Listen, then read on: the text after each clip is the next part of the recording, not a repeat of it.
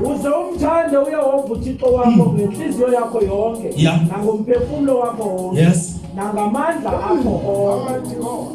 Nangamandla akho onke. It means ipower yakho yonke uyinikele kubani? That's why ethi kulentoza uGideon. Athi uGideon hamba nganamandla otheni? Because lamandla nawo azothaso ngezelo kudike wena ukuthi uqalise wenze njani? Bazalona ikho into ongayithola uhleli phansi kodwa waqala waphakama uma ngezinyawo uzobona ikhona into ezokwengezelela kuwe.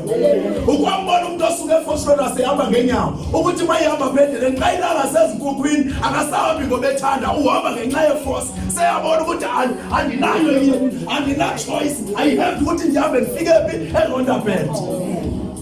No, ukuhamba kwakhe akusahambi ngoba sekuhamba yena kuhamba ngoba ichoice seyiphelile uyazazi ukuthi apho nezidinga khona izidinga Rondabet. Amen.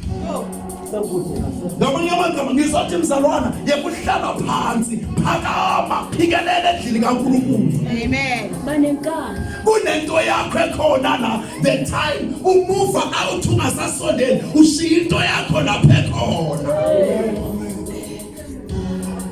Abantu abazalwane sikhona enkonzweni. Sikhona enkonzweni. Izinto zethu zilapha enkonzweni. Yonke into esiyidingayo iphi? Ila enkonzweni. And izicelo zethu sizithelaphi? La enkonzweni. Impendulo sizoyitholaphi? La enkonzweni. Do you think uzoyitholaphi impendulo uma ungasezi enkonzweni?